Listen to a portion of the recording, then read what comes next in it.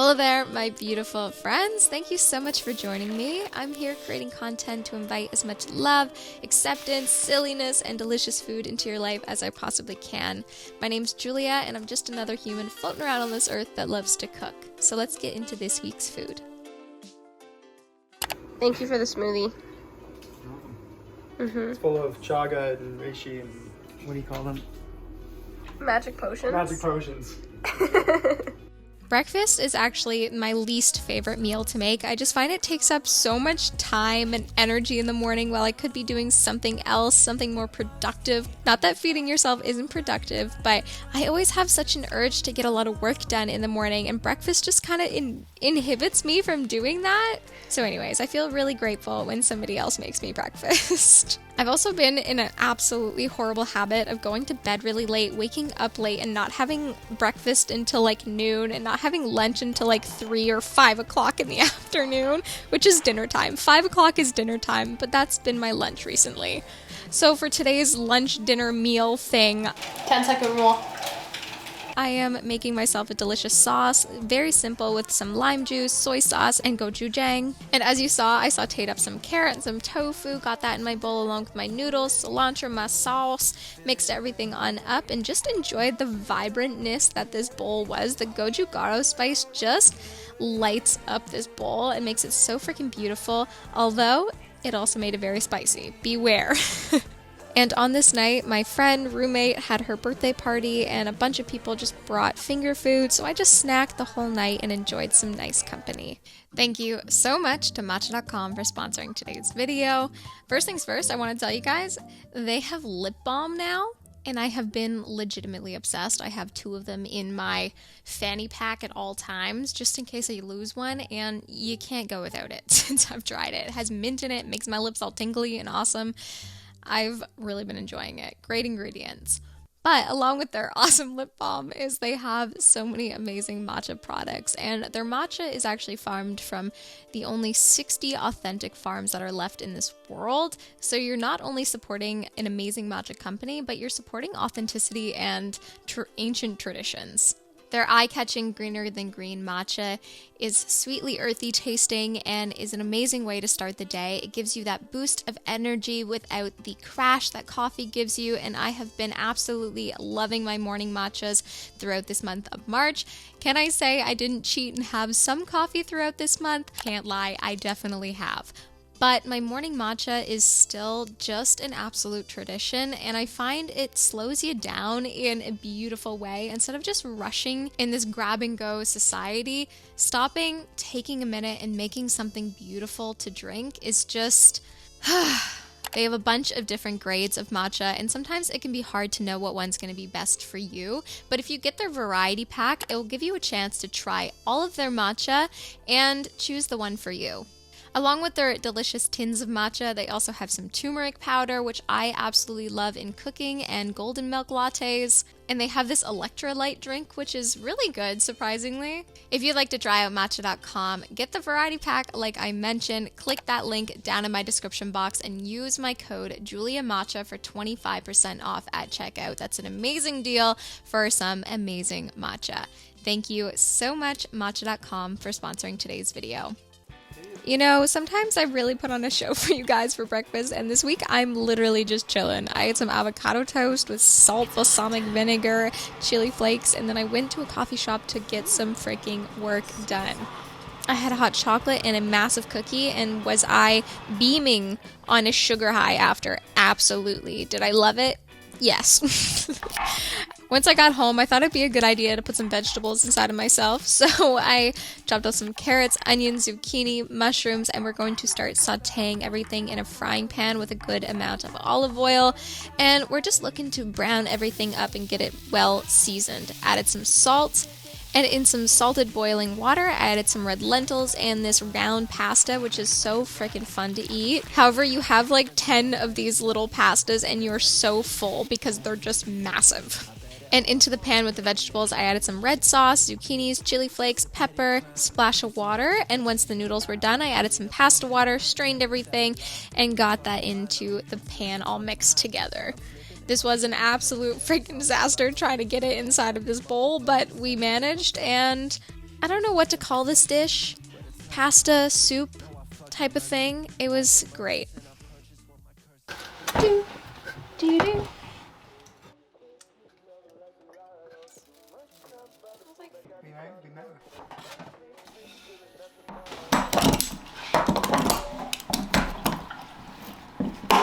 For dinner, I'm making something that's the balance of simple, delicious, and nourishing all at once. As you saw, I chucked the sweet potatoes in the oven, and after about 15 minutes, 20 minutes or so, I added a can of chickpeas to the pan along with some spices, and then we got chopping some vegetables for our salad. We got cucumber, we're gonna do some kale, avocado, cherry tomatoes. Salads can be a little bit boring sometimes, but if you make a delicious dressing for them, I guarantee you it will not be anymore. Having the balance between fatty, acidic, briny, salty, and maybe a little bit spicy as well, you're gonna make a dressing that just hits your taste buds in all the right areas. This is my debut, my YouTube, actually it's not my YouTube debut, my cooking YouTube debut. Yeah. So everyone pay attention, this is how you squeeze a lemon into... Wait, can't get copyrighted. Oh yeah, right. Yeah, these are important steps. Yeah. Squeeze the lemon with the right amount of pressure. Too much and the lemon comes out too fast and gets you in the eye. The right amount. You can actually guard your eye with your other hand. It's a good wrist workout too. It doubles as your strength training for the day. I bet you Julie's never told you that trick before. No. Yeah, I know. I've never used lemon juicing as a strength training. She's learned a lot about cooking from me. This is the other part of the wrist workout. Now that we squeeze the lemon, we massage the kale. Are you forgetting the other ingredients of the massage kale? See, I was just testing you.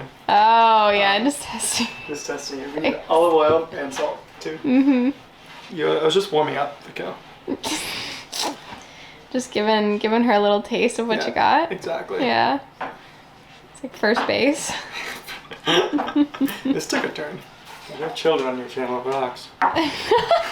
This is Julie's fancy new salt jar, by the way. Isn't it cute? It's so cute. I don't know. Okay, that'll do. This is the next part of the wrist workout. So Scott's a good cook, and I need you guys to give him some encouragement down in the comments because he's always scared to cook for me because I'm a cooking YouTuber, and he's like, how can I compete with you? And it's not about competing with me. It's just about the love and the passion that you put behind your food. Sweet potato sugar. Oh yeah, cool. And that's a reminder for you as well. You don't have to be an amazing cook to get into the kitchen and play around. Do you think I started as a quote-unquote good cook? No, absolutely not. I experimented, and there's a lot of failures. Trick is, after you put the mustard on, flip it into the bun. So that way you don't get mustard and shit all over your face.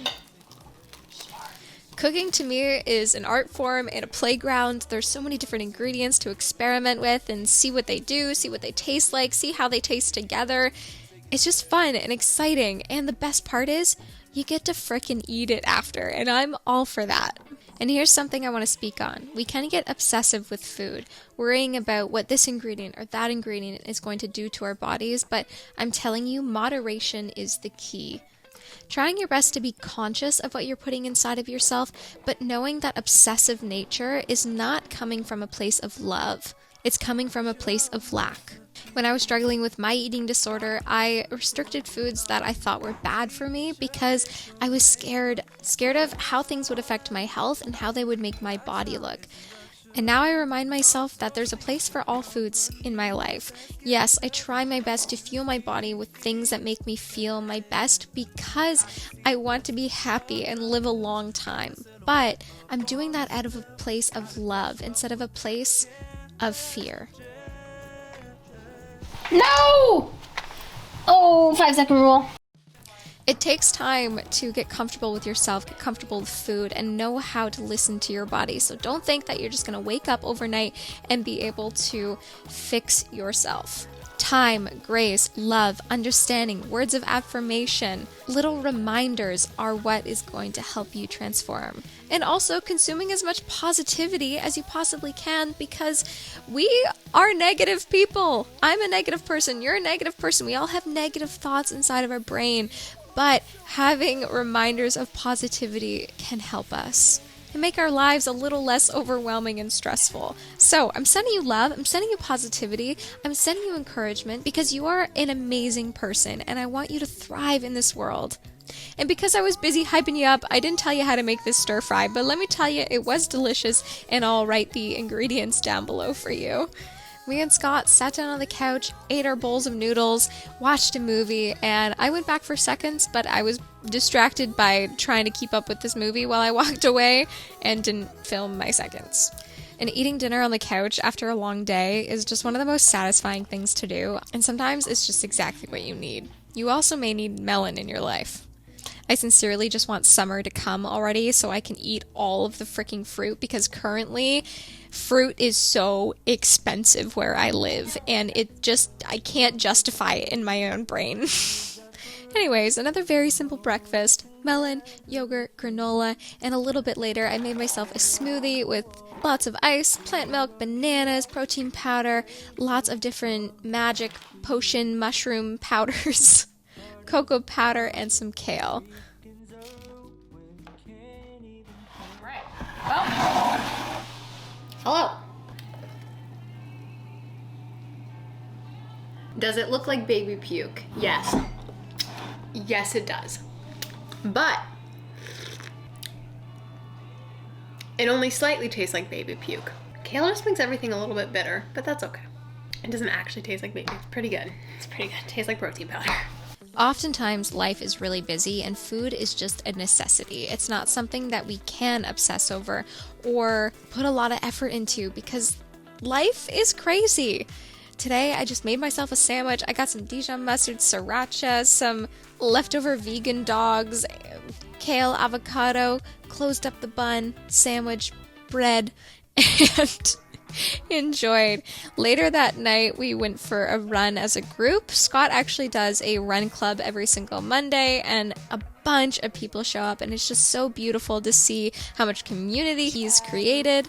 So I just grabbed a veggie burger for dinner, something easy, take something off my plate so I didn't have to make dinner when I got home, and then I snacked on some ice cream. I got up pretty early this morning to do a yoga class. The yoga class started at 6:45, so I woke up at 6, and it was just... I'm not a lover of waking up early. Every so often it feels great, but the majority of the time I just like to sleep in. A bit, at least, until like 7:30, 8 o'clock. Like, that's perfect in my brain. This morning, after I got back from yoga, I made myself a matcha and some pink oatmeal. This one is the Sprout Living Berry mix. I think that's the name of it, but it's freaking delicious. So good for oatmeal. Covered it in banana, chocolate, and some tahini granola that I made in a previous What I Eat in a Week video.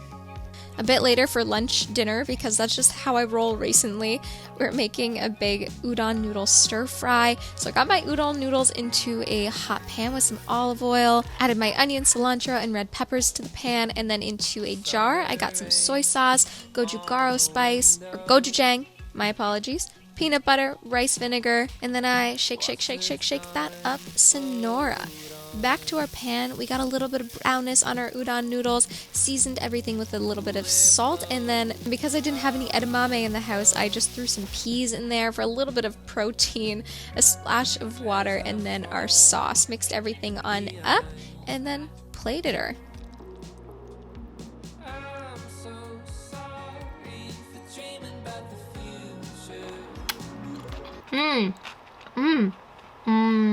Spicy, creamy, delicious.